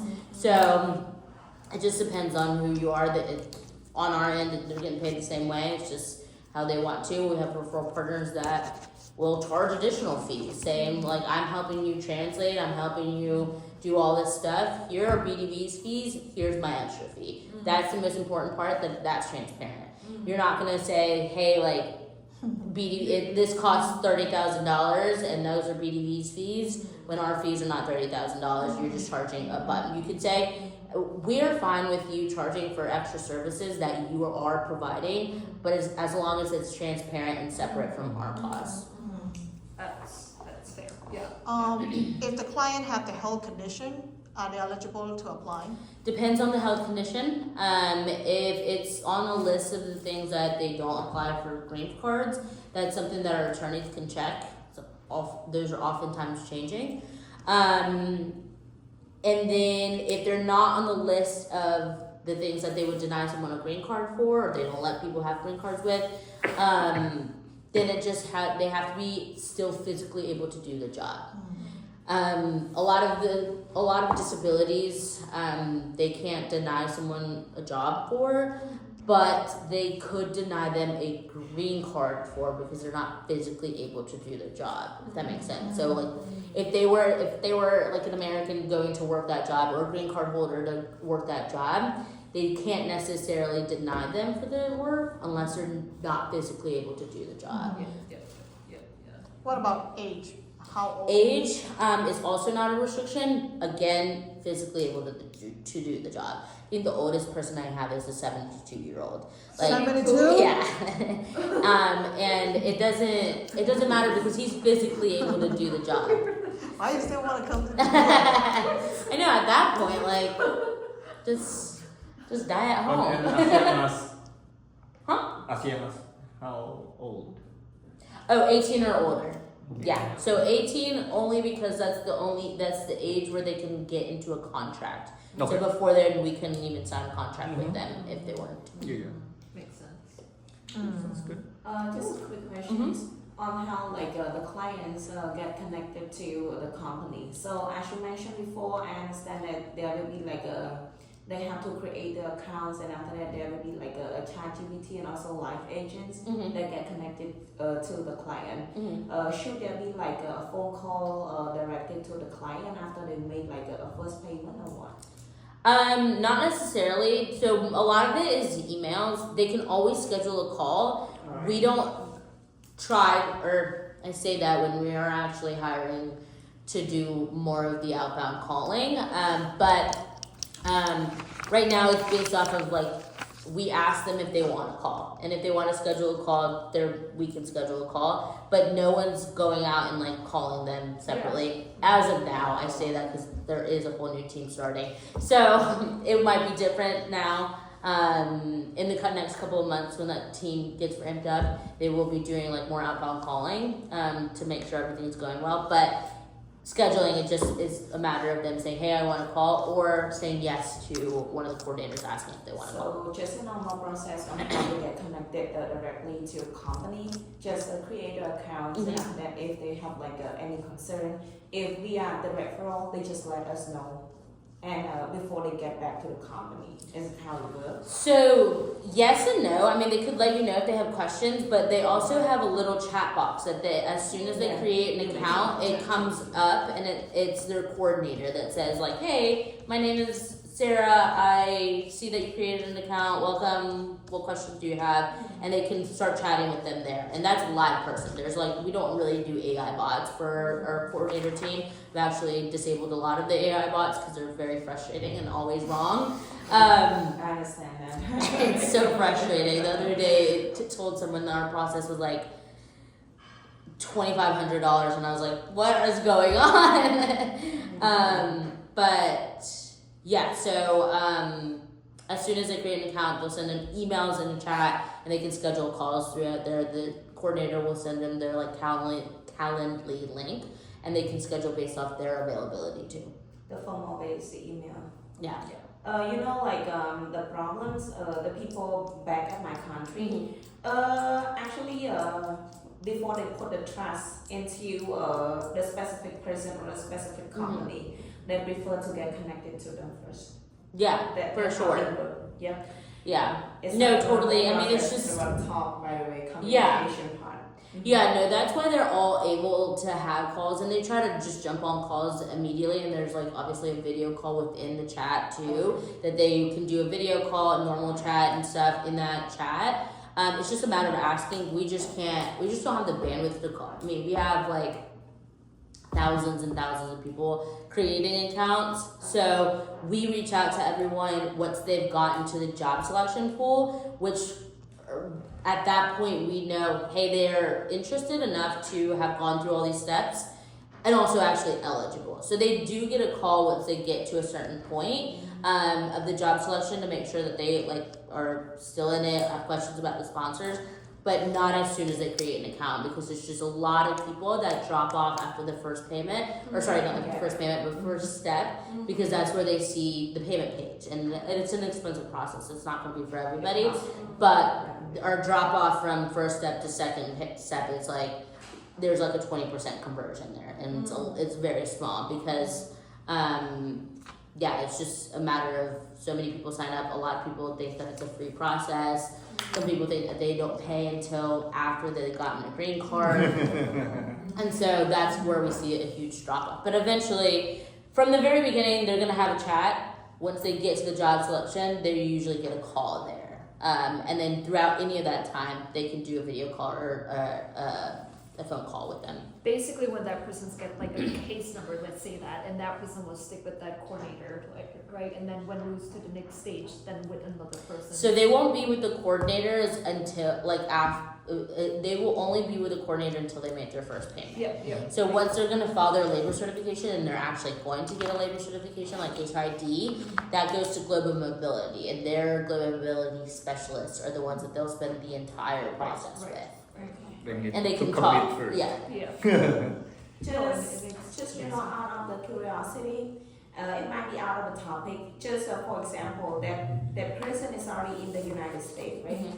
I can tell that they in the situations they have to decide to make some adjustment to their status due to they are almost expired with their previous visa. For example, they are in a student visa, so they almost expired with their previous visa. So is that possible for that person to just apply for the EB-3 process with the BDB solutions? They can, but they still need to be able to maintain their status. Okay. So starting this process doesn't immediately give them a new status to stay. So if let's say I was a tourist and I only had 6 months, just because I started this process doesn't mean now I can stay after my 6 months. Because what gives me a status is that green card application, and it takes over a year, almost 2 years to get to that point. So during that whole time, I'm still having to maintain my status.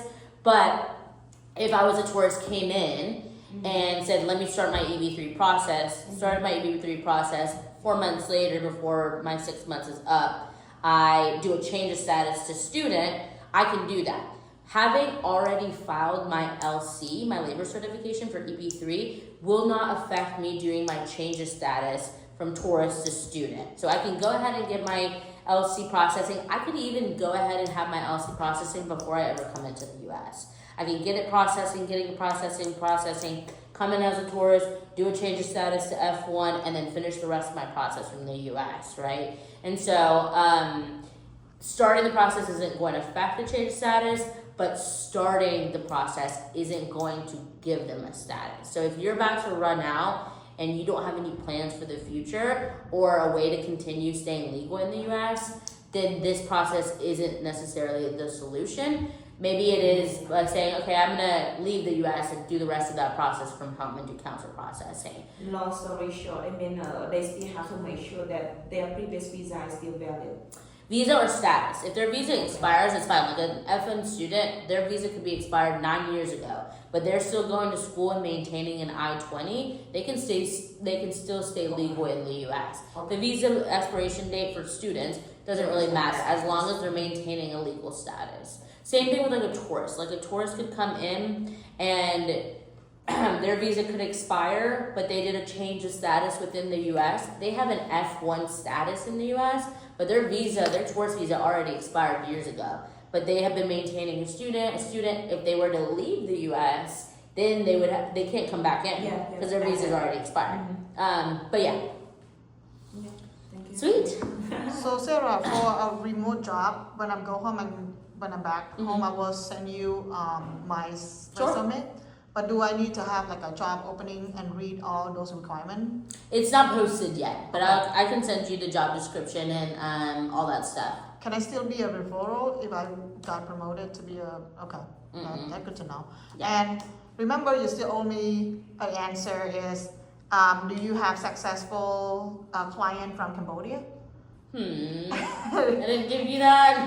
Yeah, you didn't give me that. And that at that time, I think you have no clue how many, I know you have a lot of success rate from Vietnam. Let me see. Yeah. Because I spoke with Antigone about this, and I remember because we don't have very many.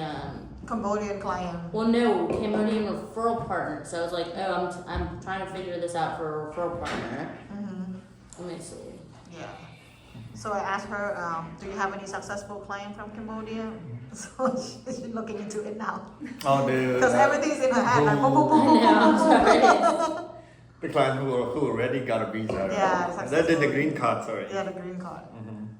So if me and Mr. Green, how do we educate ourselves in order to give the answer to our client? Do we have like a Zoom meeting every once a week or something like that? Training, you mean? Training, like, training yeah, all to about this. sharpen their. Yeah, I mean, regardless, my coordinators, that's still their job. Like I said, we don't expect you to become an immigration specialist and be able to do what I just explained to you guys to our referrals. I have a video that I did for referral partners that basically explains that. I can send to you guys, so you can get a little bit of a better idea when you're doing that. But again, my coordinator's jobs is still to be the ones that educate. We don't want like everything to be on the referral partner side, just because because we keep our information as up to date as possible with meetings with our attorney and our government relations like once a month. So they will still be the ones doing that. And again, I know there's like language barriers, but we still try to have our coordinators be the ones that educate. But I can send you guys that video, and we'll continue to send out information. We also do blog posts on our main website about any like government updates. Our government relations team will do a video. Our president and our general counsel will do usually a video on our Facebook groups. So if you're not in there, I would suggest to be in there because he does a long video explaining any like new executive orders, anything happening in EB-3, administration, anything like that. He does videos on. We do blog posts about all those like updates to educate our applicants, and that's like honestly the best. I even watch those lab videos because that's the best way to educate ourselves. I think the way that's why she asked that, because like we know our people, they tend to like trust us because we speak native language, Totally. even though like they kind of like could just go directly to the coordinator, but they still is like, hey, ask questions here and there. Yeah. So we want to be able to support them in a way, not like, hey, no, I don't know, here, Yeah, and yeah, in a way that we could build that bridge, building that. No, trust. totally. Yeah, I'll send that video, and my video again is basically what I did today about all the steps of the process and all the services, and that's general. And when I do this with my coordinators as well, I always tell them like if they have questions and you don't know them, say, hey, I'm not 100% sure on that. I want to ask an attorney to be 100%, and then you can send it to us, and we'll give you the answers. For my sales coordinators, it's a 2-month long training period. So it's a lot of information that goes into answering all these questions because they, like you said, if they get on a call with somebody and that person asks something and they don't know, we had 15 minutes with that person, and now they're gonna say, this person, weren't able to answer that question. I'm gonna go somewhere else, right? So it's a really long training period for every possible, because it's not just students, it's not just consular processing. We see like 30 different visas that we have to fully understand, different processes. So I'll send you guys that general like steps of the process and all that stuff. You can always email me again. I have seen a lot of things, but I still ask attorneys everyday questions. Right. So you can always send it to me. We have in-house attorneys that their whole job is to answer our questions. And yeah. Sarah, can we take a quick photo with you? Totally. You just mentioned that you have like this president here. Yeah, let's go upstairs. I don't know. Let's go upstairs and see. We have a board meeting this week, so all of our exec team is here, and they might be in the board meeting. But we can go upstairs, and there's a wall that says BDB if we want to take it in yeah, front we of want it. to take a picture with the sign saying BDB solution behind it. Sweet, yeah, it's upstairs. Okay. Oh, Anh yeah, Cái này thả sẵn sàng.